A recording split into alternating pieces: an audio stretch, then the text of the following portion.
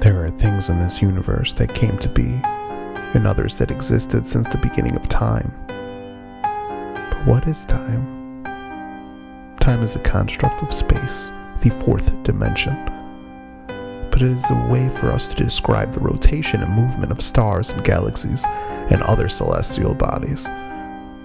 We know what time it is on Earth because of our sun, and the day we created corresponds to that. But how vain humanity must be to consider what we experience as the ultimate existence. Technically, many definitions of time exist throughout the universe based on the makeup of stars, solar systems, and rotations.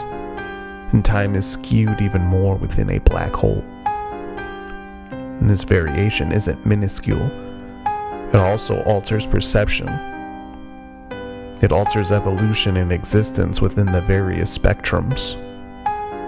As people of Earth, there's a lot we do not know about the vast universe we live in. It makes you wonder, how does everything remain so balanced in this never-ending space of dancing and expansion? What keeps everything from stretching too far? Shouldn't the big crunch have already started from what we know of physics? But yet in research, we see the universe is growing ever expansive. Galaxies spin and spin, and even when a star dies, many others are born. Dark matter, of course, is this invisible force that seems to be within everything, filling what is seemingly empty space, even affecting gravitational pull. Who is to say that there isn't another force that we cannot see? One that is impossible to comprehend or perceive. But again, we're people of Earth. It would be the typical big ego of a human to believe what we see is all that is real. But don't be fooled. There are many other alien races as naive, but there is one that has left a mark throughout solar systems, and one that is said to have been visited and given a task to protect this universe, to keep the balance of everything. This race calls itself Aftern, or the Dream Priests. They say they are but one section of an interdimensional army known as Ot Olna Magengift, or the Order of Light. There is no way of knowing how long the Dream Priests have existed, but it is known that the Order of Light is even older. The Dream Priest's task has been to allow life to flourish everywhere, regardless of whether it is good or evil. Destruction and death are okay as long as rebirth and beauty also exist. In fact, one member is rumored to have created the seasons on Earth as a way of showcasing this cycle. But there are forces that want to break this cycle to create chaos. Too much beauty and rebirth means less resources and a lack of urgency of life to progress, inevitably leading to collapse, helping the cycle actually correct itself. Too much death and destruction, and the cycle dies. No rebirth, just silence. The Dream Priests must find these forces and stop them. That's what drew them to Jupiter 4.5 billion years ago. An interdimensional gateway that could bring in anything has to be monitored. They built a temple on one of the newly formed moons.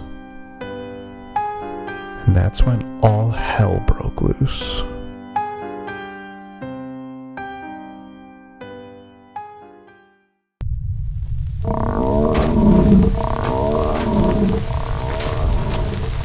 R'luh Azath is come. Has the trap been set? Yes. What should we do, leader of light? We must enact, but it will work against us. Yes, our physical form will inevitably disintegrate. But if we do not use the trap, all will disintegrate. And leader of light, it's done. You see, we may not have physical form, but we have other ways. Unleash the trap and prepare the dream machine as you wish for the Order of the Light. May balance live on in dreams.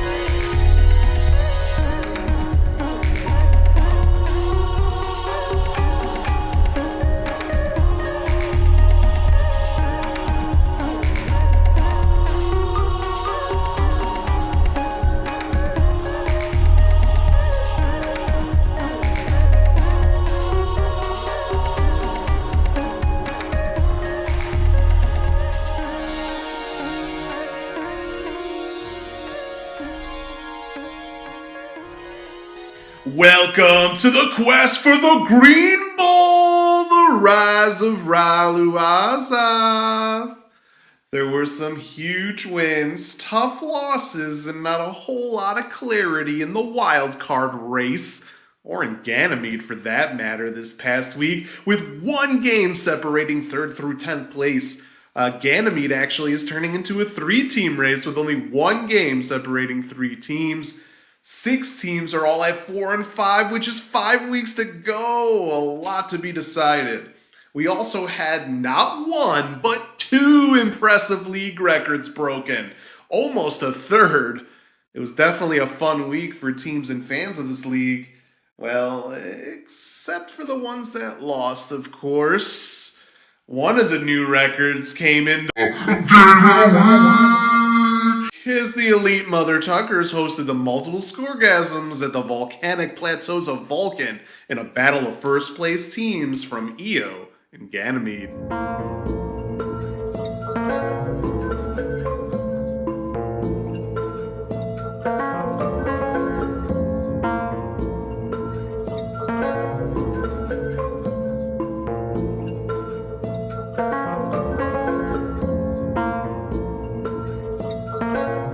The elite Mother Tuckers made league history this past week with a record that is quite impressive when you consider bye weeks and injuries. They took down the multiple scoregasms 101.42 to 86.4 for their 8th straight victory. Of course, Green Acres started 7-0 2017. Funny enough, the elite Mother Tuckers also have the best start through 9 games in league history. 8-1 record. Very, very, very impressive. Congrats to the elite Mother Tuckers on that insane feat.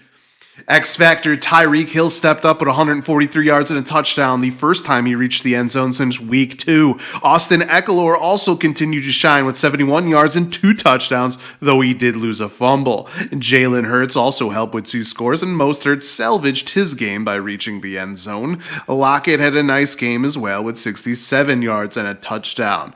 The scoregasms lost X Factor Jonathan Allen to an injury, and he is now looking like a true 2022 bust as the first overall pick.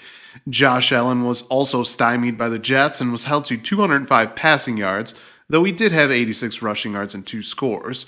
Williams had 81 yards and a 2-point conversion, and Pierce collected 139 yards. The Dolphins' defense did get a touchdown to salvage what could have been negative points against the Bears. Not much else to speak of as the scoregasms fall to 5-4 with a 4th straight loss and are just 1 game ahead of AR's Ayahuasca Plant and Remember the Titans and Ganymede. Though the scoregasms do have the tiebreaker with both teams, the elite Mother Tuckers have a 3-game lead in Io now with the tiebreaker over Risky Business.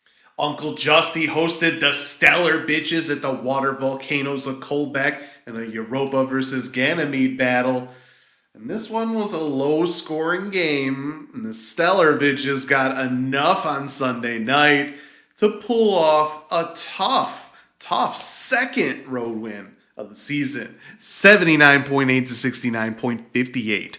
And Derrick Henry continues to be an absolute beast, once again showing he should have been a candidate for the top pick in this draft with 115 yards and 2 scores. Kirk Cousins had 2 touchdowns as well, but that was pretty much it, to be honest, in this one. On the other side, Tagovailoa did have 302 yards and 3 touchdowns in a nice performance. Mooney added a touchdown, and the Eagles' defense had 3 sacks and 2 interceptions. But Kamara reverted to his old ways from earlier this season, and the rest of the team definitely sputtered. The Stellar Bitches are now 2-7 overall, while Uncle Justy's playoff chances took a blow with him falling to 4-5. My Dark Ridge Dreamers hosted Green Acres at the icy caverns of Harangir, the Europa versus Io match, and it was a tough week for Green Acres and a completely opposite week for my Dreamers, who got Cordero Patterson back from IR and an immediate boost in a 121.8 to 55.76 win. Patterson finished with 53 yards and 2 touchdowns, and Algier had 123 yards. Jefferson chipped in with 116 yards and a score, and Waddle added 85 yards and a touchdown. Murray threw for 2 touchdowns. Nick Folk and the Ravens defense combined for 29 points. On the other side, Green Acres had 2 scores from Burrow, who was vultured multiple times by Joe Mixon. Diggs had 93 yards, and the Panthers had 3 garbage time touchdowns to knock the Bengals defense score down. That definitely hurt. 4 teams had less than 2.5 points. Yes, it was a very tough week for Green Acres. My Dark Ridge Dreamers are now 7-2, 3 games in first in the Europa division. Green Acres falls to 4-5 and is now 4 games back in the EO division. In a Europa versus Ganymede showdown, the Clash at Demon Head hosted AR's Ayahuasca Plant at the Swirling Skies Harvard Point. This was a perplexing game, with it being pretty super important for both teams, but it was one poor coaching move that ended up hurting in a big way as AR's Ayahuasca Plant survived with an 89.74 to 84.2 win. The Clash at Demon Head left in Landry, who missed Monday's game, and it led to a 0 in about the 6-point loss. Robert Woods also had a 0 for the Clash at Demon Head, which helped AR's Ayahuasca Plant severe underperformances by an injured Aaron Jones, Aaron Rodgers, and Conklin. Rodgers did have a touchdown, but also threw 3 picks against the lowly Lions defense. Adams was the savior with 146 yards and 2 scores, and Sanders chipped in with 93 yards and a touchdown. ETN had 126 yards and 2 touchdowns to lead the Clash at Demon Head, and Stafford, Curtis Samuel, and Ertz also reached the end zone. It wasn't enough with those 2 zeros. AR's Ayahuasca Plant moves to 4-5 and is just 1 game behind the multiple scoregasms in Ganymede, though the tiebreaker is currently held by the scoregasms. The Clash at Demon Head fall to 3-6 and are now 4 games out of first in Europa, and 2 games back of the wild card with 5 weeks to go. The Siamese Dreamcats hosted 3-5. Remember the Titans at the Ship Graveyards of Beatrix Lane in an EO versus Ganymede match? And this was the story how a beast game can actually carry you sometimes. As remember, the Titans won 108.52 to 93.42.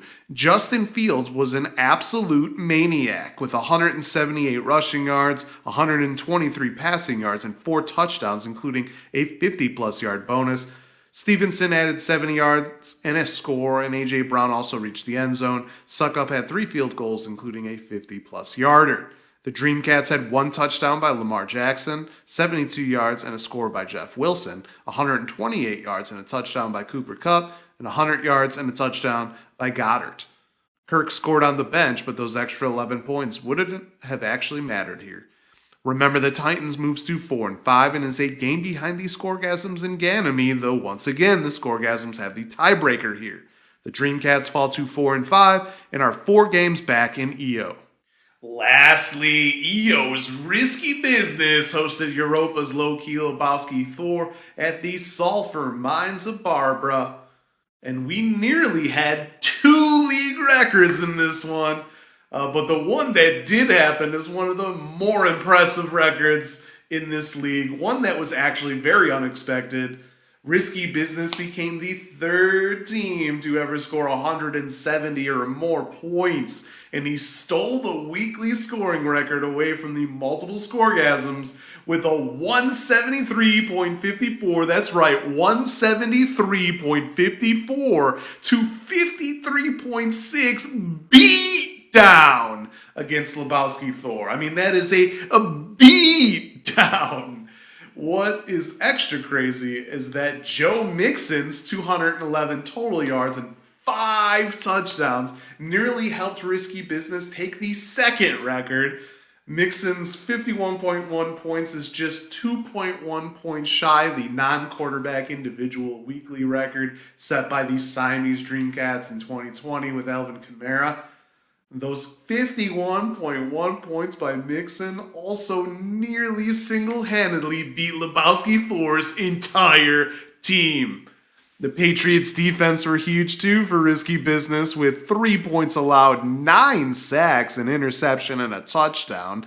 Kenneth Walker chipped in with 129 yards and 2 scores, and Patrick Mahomes had 446 passing yards, 63 rushing yards, 2 touchdowns, and a 2-point conversion. Those 4 spots equaled 142.14 of the 173.54 points scored by Risky Business. Most impressive. Kelsey added 106 yards as a compliment as well, because why not? Lebowski Thor had touchdowns by Herbert and Cook and 13 points allowed and 4 sacks by the Bucs defense, but the rest can be forgotten. Funny thing is that Lebowski Thor is the only other team besides Risky Business and the Multiple Scoregasms to score 170 or more points in a week. That record, of course, will be expected to last a while too, seeing how the Scoregasms held onto it for several years. And to be honest, you got to look at it. Besides only 3 teams ever reaching the 170-point club, that feat has only happened the 3 times. Each team did it once as we continue on in the 8th season of this league. So very, very impressive score. It is hard to score 170 or more points. It's pretty insane. I mean, there's not even that many 160 or more. So that's just absolute insanity. I'm sure that Risky Business wishes they saved that for the Green Bowl possibly this year, but only time will tell if Risky Business can repeat this in 2022. And that's the content for the show. Hope you enjoyed it. Crazy, man. Only 2 out-of-division weeks left.